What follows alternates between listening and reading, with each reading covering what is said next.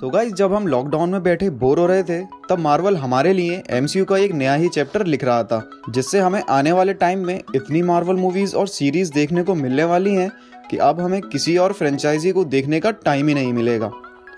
हाल ही में मार्वल ने उन सारी सीरीज और मूवीज की अनाउंसमेंट की थी जिसके बारे में फैंस को अंदाजा तक नहीं था, और उन्हीं में आयरन हार्ट के नाम से भी एक सीरीज आने वाली है जहां एक नया character Riri Williams iron man की लेगेसी को कंटिन्यू करेगा। तो रिरी विलियम्स कौन है और कैसे वो हमारे आयरन मैन यानी टोनी स्टार्क से कनेक्ट की जाएगी, तो आज इस वीडियो में हम इन्हीं सब सवालों के जवाब जानने की कोशिश करेंगे। So watch this video till the end.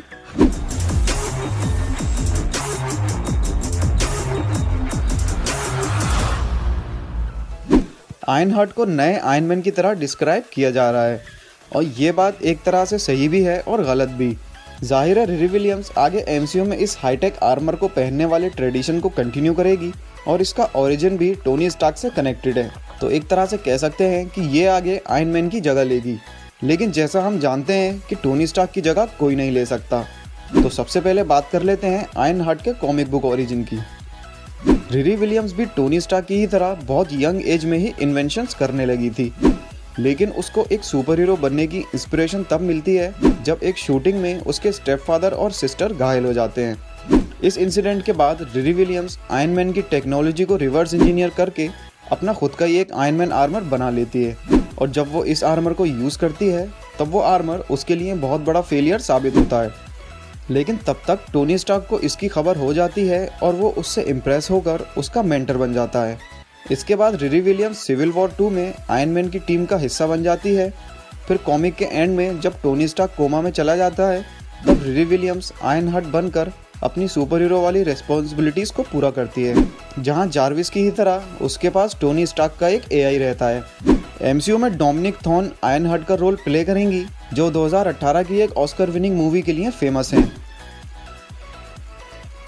MCU की अब तक की स्टोरी लाइन को देखा जाए तो अभी रिसेंटली एंड गेम में आयरन मैन की डेथ हुई थी, जिस हिसाब से हो सकता है यही रीज़न दिखाया जाए आयरन हार्ट के सुपर हीरो बनने का। लेकिन कॉमिक में इन दोनों कैरेक्टर्स को साथ में इंटरेक्ट होने का काफ़ी टाइम मिला था, जबकि एमसीयू में आयरन मैन मर चुका है और अब उसके बाद रिरी विलियम्स खुद को रिवील करेगी। अब जैसा कि हम सब जानते हैं कि टोनी का दिल बहुत बड़ा था और वो दुनिया भर में चैरिटी करता रहता था, और 2016 की सिविल वॉर में वो MIT के इंजीनियर्स को स्कॉलरशिप देता हुआ दिखाया गया था। तो हो सकता है उन्हीं स्टूडेंट्स में रिरी विलियम्स को कनेक्ट किया जाए,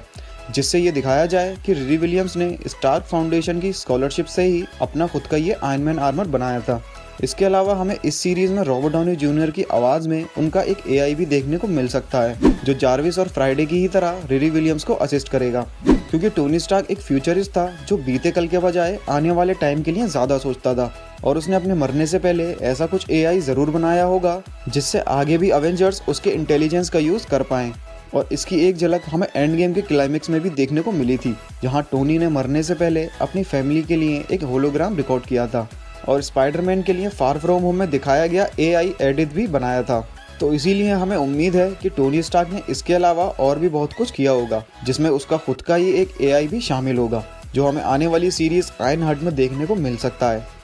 तो गाइज, आपका क्या ख्याल है इस सीरीज़ के बारे में, वो मुझे कमेंट में ज़रूर बताएं, और साथ ही इस वीडियो को लाइक और हमारे चैनल को सब्सक्राइब करना ना भूलें। मिलते हैं अगली वीडियो में, and thanks a lot for watching this video.